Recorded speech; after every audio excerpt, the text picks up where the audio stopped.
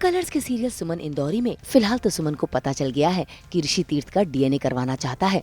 ऐसे में सुमन ने फैसला कर लिया है कि वो ऋषि को अपने से दूर कर देगी। इसीलिए देखिए कैसे वो ऋषि का सामान पैक कर रही है और उसकी आंखें भरी हुई हैं क्योंकि वो अपने बेटे को अपने से दूर जो कर रही है। हालांकि उसकी माँ और बुआ दोनों चाहती तो नहीं है कि ऋषि उनसे दूर जाए, लेकिन क्या करे, सुमन की मजबूरी है। क्या कर रही है सुमन? तो क्या कर रही है? तू ऋषि को अपने आप से दूर भेजेगी क्या? क्यों? ऋषि के लिए वही बेस्ट है। मेरे पास कोई ऑप्शन नहीं है और मैं इसलिए सब सच पता चल जाएगा। डीएनए रिपोर्ट आएगी तब ना। अभी सैंपल ही वापस ले लो तो फिर मामला तो वैसे ही सॉर्ट आउट हो गया ना। फिर ऋषि को तुमसे दूर भेजने की क्या जरूरत है सुमी? क्योंकि बुआ वो तेज मित्तर है। आज अगर वो सक्सीड नहीं हुआ तो कल वो फिर से ट्राई करेगा। आज डीएनए का सैंपल लेके गया, कल कुछ और लेके चला जाएगा। नहीं, मैं ये ऋषि के साथ नहीं दे सकती हूँ। बस मुझे इतना पता है। यहाँ सुमन अपने सोते हुए बेटे की परवाह कर रही है, तो वहीं दूसरी ओर तीर्थ गुस्से से फटा जा रहा है क्योंकि उसे पता चल गया है कि उसकी देविका भाभी तीर्थ के कामों में टांग अड़ा रही है और उसके डीएनए टेस्ट से छेड़खानी भी कर रही है, जिसके चलते आज तीर्थ घर पहुंचते ही देविका पर नाराज हो रहा है। जैसे आपके पास फालतू टाइम नहीं है ना, मेरे पास भी आपकी घिसी पिटी बातें सुनने का टाइम नहीं है, वक्त नहीं है मेरे पास। अभी जो गेम्स है ना आपकी बहुत ज्यादा पुरानी हो चुकी, मैं खेल खेल के ना थक चुका हूँ, बोर हो चुका हूँ यार। बस कीजिए, एक काम करते हैं, अब एक नया गेम खेलते हैं। उस गेम का नाम है तीर्थ के बेटे से दूर रहो गेम। और इस गेम के रूल्स कुछ ऐसे हैं कि आप देविका भाभी ऋषि से हमेशा दूर रहेंगे और अगर उसके करीब जाने की कोशिश भी की ना, आपका गेम खत्म। अभी बहस कुछ ऐसी छिड़ी हुई है कि देविका का जो भांडा था वो तीर्थ फोड़ने आ चुका है।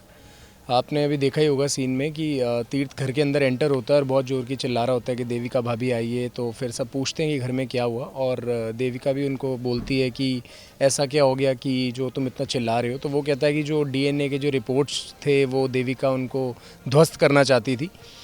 तो इसी के बीच में सब ड्रामा चल रहा है। और प्लस पॉइंट ये है कि इस टाइम पे तीर्थ की साइड पे कि सारे देविका के अगेंस्ट हो गए हैं। जो मॉम डैड और अखिल ये सब बोल नहीं पाते थे, आज वो खुल के बोल रहे हैं। तो ये देविका के लिए बहुत नेगेटिव पॉइंट है और पॉजिटिव पॉइंट है तीर्थ के लिए।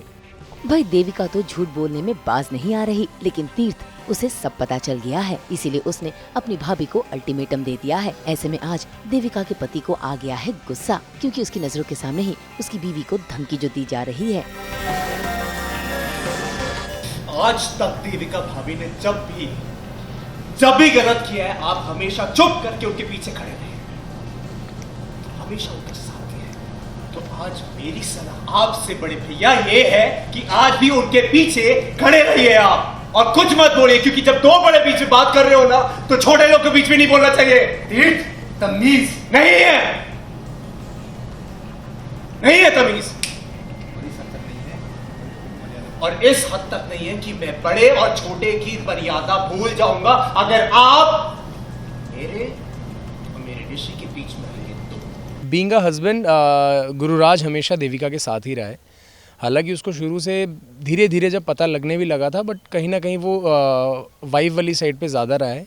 और हमेशा से वो यही सपोर्ट में रहा है कि वो देविका की साइड ही लेगा। तो अभी वो देविका की साइड ही ले रहा है। उसका जो एग्रेशन जो निकल कर आया वो ये आया कि क्योंकि तीर्थ ने कुछ लाइंस क्रॉस कर दी हैं।